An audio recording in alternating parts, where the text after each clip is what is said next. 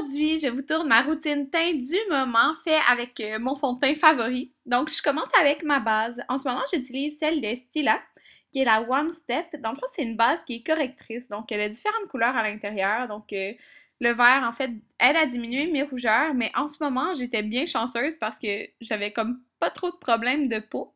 Mais si vous avez beaucoup de rougeur, ben, ça va aider à diminuer, puis plus à unifier le teint. Je l'aime bien, mais c'est pas ma base favorite. C'est juste c'est elle que j'utilise en ce moment. Donc, j'applique ça partout avec mes mains. Par la suite, je vais venir mettre mon concealer de MAC, le Pro Longwear.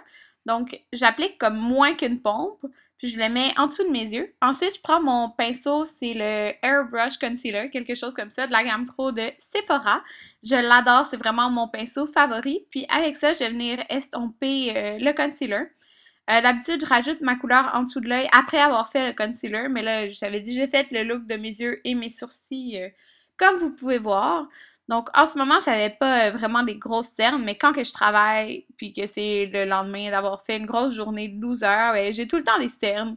Donc, j'adore ce concealer-là. En ce moment, je suis dans le NW15, donc quand même très pâle, mais il est un petit peu plus pâle que ma peau. Puis, j'aime bien ça parce que ça vient comme éclaircir le dessous de l'œil en même temps de camoufler les cernes. Donc, ça, c'est vraiment mon concealer favori pour les cernes. C'est mon deuxième pot, si je me rappelle bien. Puis comme vous pouvez voir, le pinceau, il applique vraiment très très bien le concealer. Il fond bien, puis il laisse pas de petites lignes. Donc maintenant, je prends mon fond de teint favori à vie, qui est le Double Wear de Estée Lauder dans la couleur Cool Bone. Donc oui, je suis très pâle en ce moment. Donc j'applique une pompe. La pompe, c'est une pompe de MAC que j'ai rajoutée sur le fond de teint parce qu'il vient pas avec une pompe. Donc pas plus qu'une pompe. Une pompe, c'est assez. Puis je vais étendre ça un petit peu partout avec mes doigts. Par la suite, je prends mon gros pinceau de Sigma, la gamme Sigmax. Donc, je vais venir appliquer mon fond de teint. Des fois, j'applique avec mon Beauty Blender. C'est vraiment juste, j'alterne qu'est-ce qui est propre comme pinceau. Puis, dans le fond, ce pinceau-là va donner une bonne couvrance. Si vous voulez comme plus léger, il faut utiliser le Beauty Blender.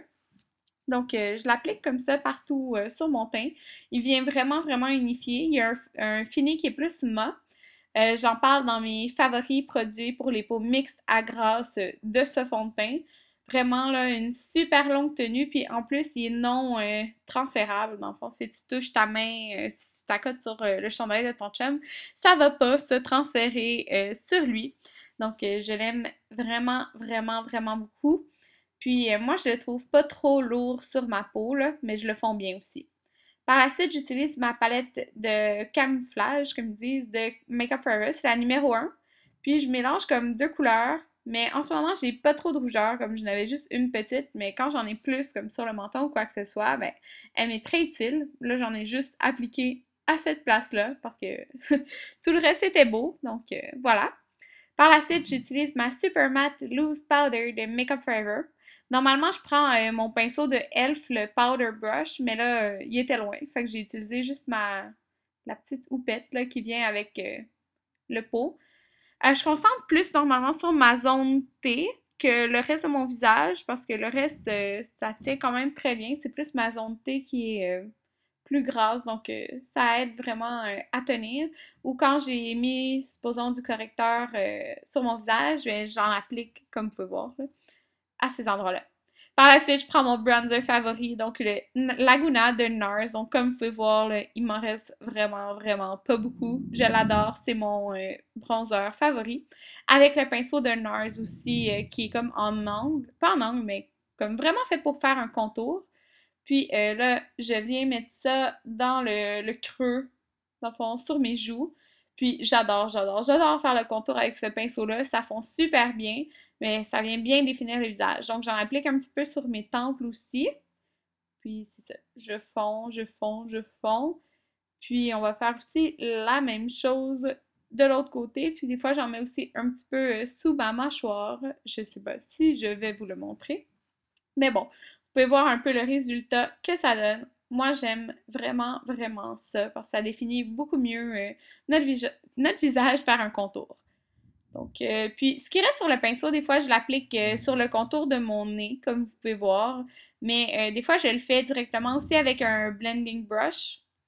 Par la suite, je prends un blush de Milani, le Luminoso, qui est hyper populaire sur YouTube. Donc, c'est comme un pêche corail, très lumineux. Donc, moi, j'adore ça quand c'est lumineux. Donc, voilà ce que ça donne sur mes joues. C'est vraiment un blush parfait pour le printemps et l'été. Je trouvais que ça allait bien avec le bleu dessous mes yeux, d'aller avec un petit pêche corail sur mes joues. Donc, même si c'est comme très lumineux, moi, j'ai quand même appliqué un illuminateur parce que j'adore ça. Donc, je vais prendre ma poudre de MAC, la Forever Marilyn, qui est une poudre qui est juste comme très pâle. Donc, avec ça, je vais prendre le pinceau comme ça ici de chez MAC. Puis, je vais venir appliquer ça en dessous de mes yeux. Dans le fond, ça va venir fixer mon concealer que j'ai mis, mais en même temps, ça vient illuminer parce que c'est plus clair. Puis moi, j'aime vraiment ça quand le dessous de mes yeux est plus clair. Mais il n'y a pas de brillant ou quoi que ce soit dans cette poudre-là. Elle est juste comme lumineuse, mais plus pâle en fait. Puis je l'applique un petit peu au centre de mon visage, comme vous pouvez voir. Donc, après, j'applique mon illuminateur favori du moment de Becca, qui est dans la teinte opale. Donc, en fait, les deux de Becca, je les adore. Donc, lui, il est comme un petit peu doré. Puis, j'ai appliqué ça juste en haut de où, excusez, on a appliqué le blush. Puis, un petit peu en haut du sourcil, là, j'en mets. Mais vous voyez comment c'est lumineux? C'est juste trop, trop, trop beau. Ça fait vraiment comme des super belles joues. Puis, c'est ça. Moi, j'aime contrôler où je mets la lumière. Donc, voilà pourquoi je mets un fond de teint mauve, mais j'applique plusieurs choses lumineuses par-dessus par la suite. Donc, j'ai appliqué un rouge à lèvres nude, c'est le A Perfect Day de MAC. C'était une édition limitée, mais c'est juste un nude un peu foncé, là, pas trop pâle. Puis, j'ai appliqué mon spray de Skin de Nivea qui est pour les peaux grasses. Donc, j'applique quand même plusieurs sprays. Ça tient vraiment très, très bien mon maquillage. Donc, voilà le résultat final. J'espère que vous aimez. Donc, je trouve quand même que ma peau est belle au naturel, mais j'aime vraiment ça, la définition que ça donne quand je fais toutes ces étapes-là. Donc, voilà!